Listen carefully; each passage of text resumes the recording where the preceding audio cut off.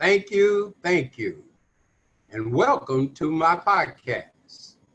This is episode number 7, titled How I Arrived into the Real Estate Business. At the end of this episode, if you would be so kind to leave your comments and ask your questions, and most importantly, to subscribe for the episodes so they will come directly to you. Now, after leaving episode number 6, I had mentioned that upon leaving episode number 5, that 2 questions came to me, and I will address them here today.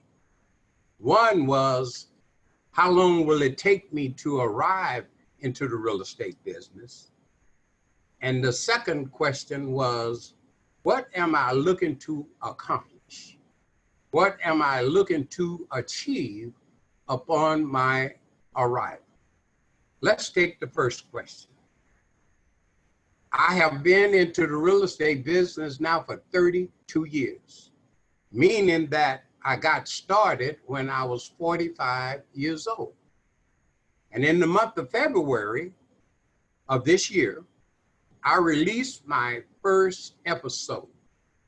And since then, after this episode, I will have covered a little over 17 years of my life.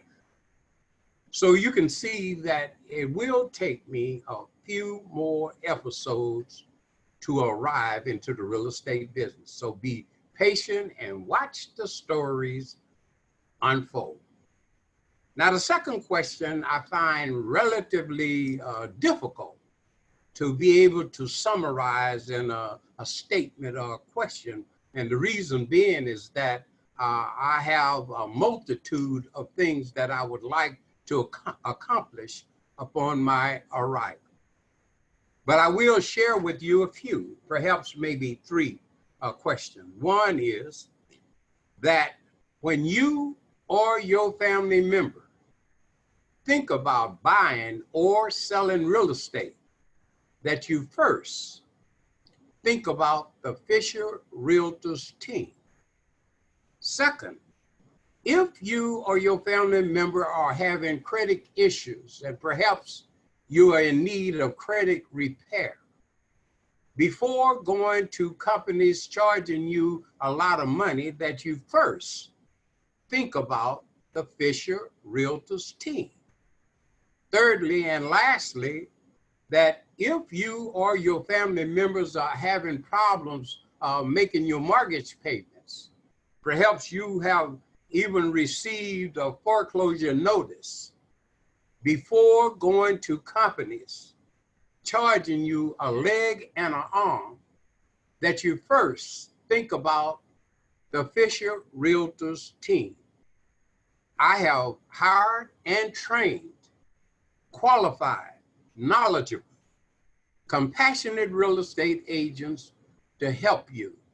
And keep in mind that African Americans, we lost over 50% of our wealth because of predators, the subprime loan time that took things away, that people came to try to help us, but actually they were trying to hurt.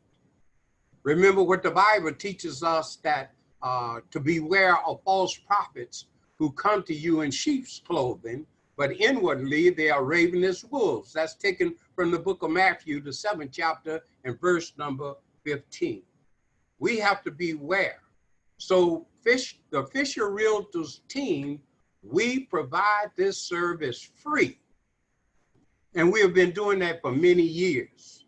So with that said, and if we can't help you, then we at least will be able to direct you to a reputable companies that will have your interests at heart. Hopefully, I have answered those 2 questions. So now let's continue on episode number 7.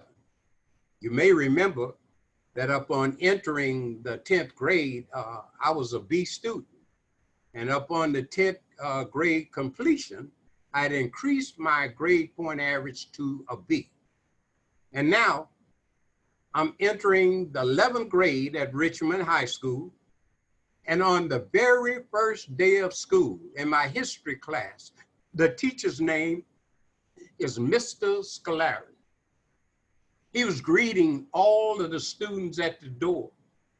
When I got to the door, he pulled me to the side and he told me that you will not be, or I will not be able to make it in his class because I was a dude and I was not there to learn, but I was only there to look good. Now for my friends, I must admit that I had prepared most of the summer break, not only to look good the first day of school, but for the entire week. I was cutting hair at 50 cents to 75 cents per head, had things on layaway, paying for them. And on that very first day of school, I really thought I looked good. I had on this green corduroy jacket that I had on layaway that cost $15.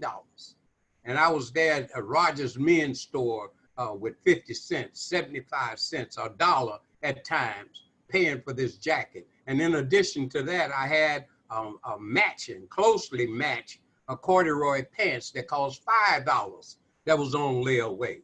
So you can see, I really thought I looked good. I had, on that first day of school, I had a shirt and tie. And yes, I thought I looked good, but he didn't know. I got an A in his class. And a few months later, I was part of organizing a group, a social group of African Americans, 10 girls and 10 boys.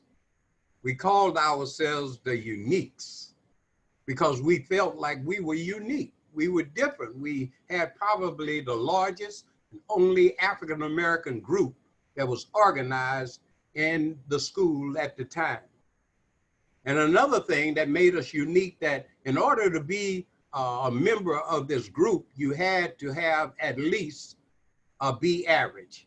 And you see the background is the picture of the group here, that the Uniques.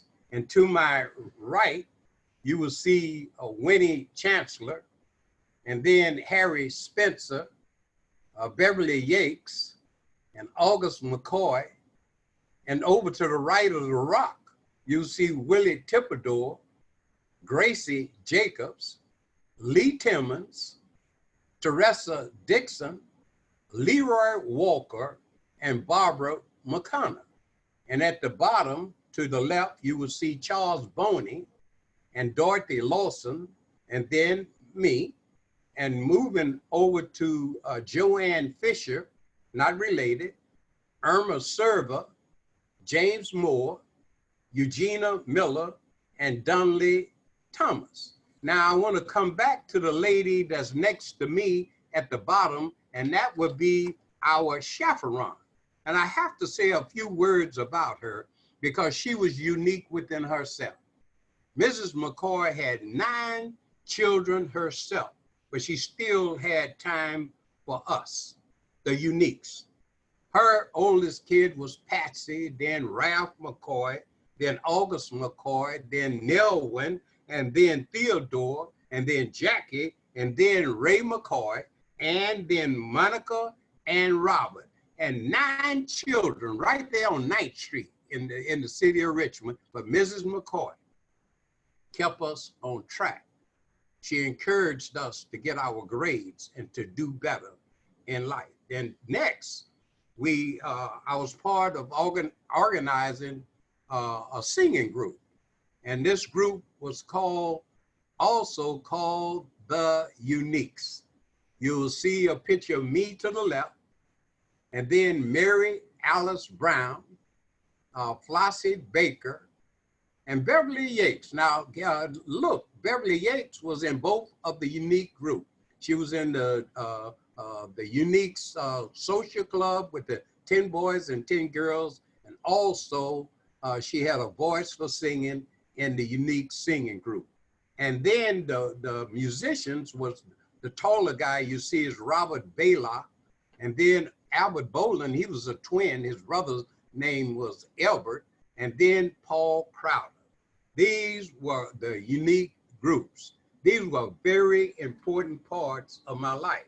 And then to start ending this, the next highlight was that of me being part of the honor roll, which we called at the time CSF, meaning the California Scholarship Federation. This is a picture of those who graduated with honors. And up to the left, you will see me, and to the left of me, you will see James Moore, and to the right behind me, you would see August McCoy. And another unique thing is that 3 of the uniques graduated with honors, and those 3 all being men. That was a different situation. I don't think that is happening today. I think most of the girls are leading for academically. So, but with that said, these are some of the highlights of my great year. We left the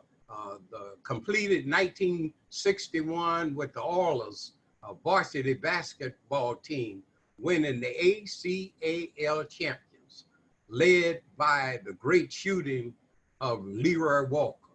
And then another highlight was that on my senior ball, remember in the earlier episode, my father never owned a car, but it was Mitty and Gloria Jackson who allowed me to use their car to go to San Francisco to the Paramount Hotel, and we had Formosa duck.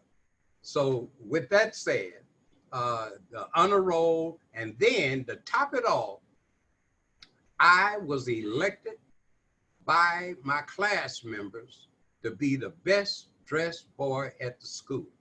So I graduated with honors and also received the best dressed boy at the school. That was great. Now look, I want to end this one.